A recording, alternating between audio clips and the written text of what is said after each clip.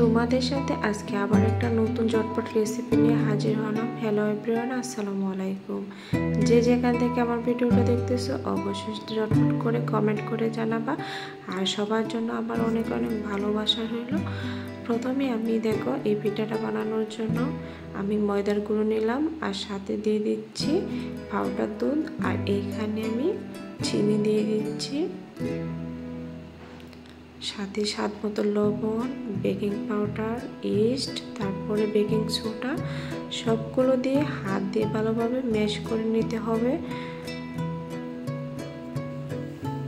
আর এই পিঠাটা খেতে এত ভালো লাগে, তোমরা অবশ্যই প্রথম থেকে শেষ পর্যন্ত ভিডিওটা দেখবা, তাহলে কিন্তু বুঝতে পারবা যে আমি কিভাবে এত সহজ করে বানিয়ে নিয়েছি।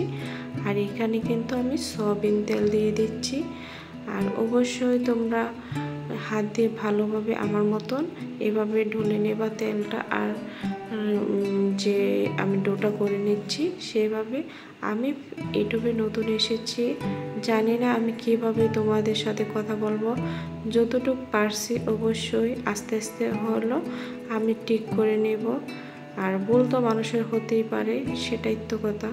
আর এখানে দেখো আমি দিয়ে দিচ্ছি কুসুম গরম পানি, আর কুসুম গরম পানি দিয়ে কিন্তু ভালোভাবে ডলে আমি একটা পারফেক্ট ডো তৈরি করে নেব। আর এই যে দেখো আমি আস্তে আস্তে করে কিন্তু পানি দিয়ে ভালোভাবে ডোটা করে নিচ্ছি।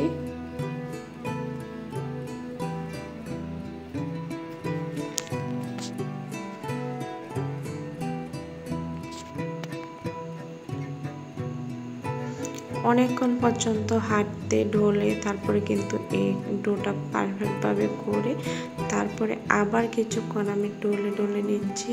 যত ভালোভাবে ডলে নেওয়া যাবে ততই কিন্তু সুন্দর হবে। আর এদিকে একটা প্লেটের উপরে ডোটা রেখে দিলাম, আর উপরে একটু বেশি করে তেল দিয়ে দিলাম, কিছুক্ষণ ঢাকনা দিয়ে ঢেকে তারপরে সরিয়ে নিলাম। আর আবার আমি সুন্দর করে একটু ভালোভাবে ঢলে নেব। আর যেহেতু আমি এটা বিস্কিট পিঠা বানাবো, সেটার জন্য কিন্তু খুবই সফট হতে হবে ডোটা, আর যত ভালোভাবে সফট হবে ততই কিন্তু সুন্দর হবে। আর এইদিকে দেখো বেশি করে জায়গা লাগবে আমার এই পিঠাটা বানানোর জন্য, তাই আমি এখানে বানিয়ে নিচ্ছি। আর ময়দার গুঁড়ো ছিটিয়ে তারপরে বড় করে একটা রুটি বানিয়ে নিচ্ছি। আর যত রুটিটা কিন্তু বড় বানানো যাবে আর ততই কিন্তু সুন্দর হবে পিঠাটা। আর দেখো যেরকমই হোক বড় করে আমি আমার মতন করে একটা রুটি বানিয়ে নিচ্ছি। তোমরা আবার দেখে রুটিটা হাইসো না, কারণ যে যেরকম পারে, আমি এত অভ্যস্ত না এরকমভাবে রুটি বানাইতাম। যেরকমই হোক না কেন আমি আমার মতন করে রুটিটা বানিয়ে নিয়েছি। অবশ্যই তুমি তোমাদের মতন বানিয়ে নেবা, কারণ আমি আমার মতন আমি চেষ্টা করতেছি কীরকমভাবে পারি সেই রকম। আর এত পাতলা করে রুটিটা বানিয়েছি তোমরা হয়তো দেখতে পারছো। আবার কিছু আমি যে ময়দা উপরে ছিটিয়ে দিলাম, তারপরে এখানে আমি তেল দিয়ে দিচ্ছি, আর কিছুক্ষণ পরে আমি ব্রাশ করে নিচ্ছি চতুর্দিক দিয়ে।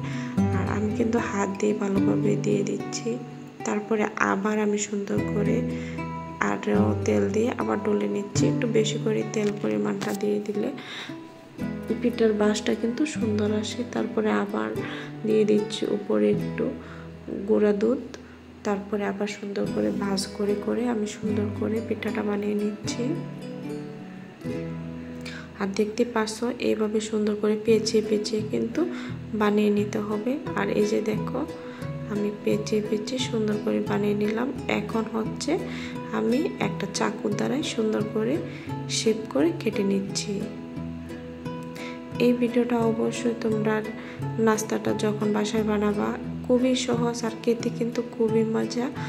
আর যারা আমার ভিডিওটা এখনও চ্যানেলটা সাবস্ক্রাইব করো না, ঝটপট চ্যানেলটা সাবস্ক্রাইব করতে ভুলবা না।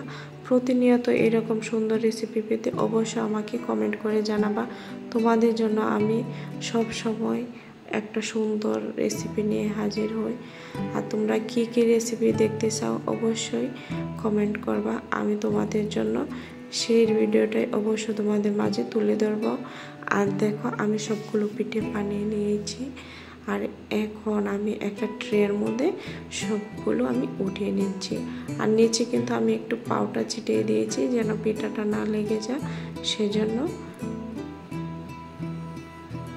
আর আমি আজকে এটা আমি ইলেকট্রিক্যাল ওভেনে বানিয়ে নিব। আর তোমরা অবশ্যই বাসায় চুলায় কিন্তু তোমরা এগুলো গ্রেট করে নিতে পারো একটা বড় ডেক্সির ভিতরে। তারপরে এগুলো দিয়ে তারপরে একটা উপরে বড় ঢাকনা দিয়ে একটা শিল দিয়ে সুন্দর করে ডেকে তারপরে বানিয়ে নিতে পারবো।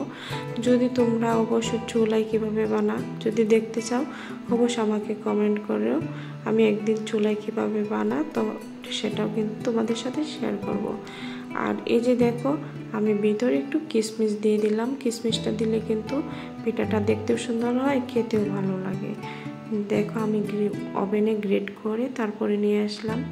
দেখতে পারছো খুবই চমৎকার হয়েছিল পিঠাগুলো। আর এই যে দেখো আমি একটা প্লেটে নামিয়ে নিচ্ছি। আজ পরিবারের সবাই মিলে যখন একসাথে এই বিকালে নাস্তাটা খাবো, বিশ্বাস করবা না, পরিবারের সাথে একসাথে আনন্দ করা, কিছু মজার জিনিস খাওয়া অনুভব করা, সেটা কিন্তু দারুণ একটা বিষয়, তাই না?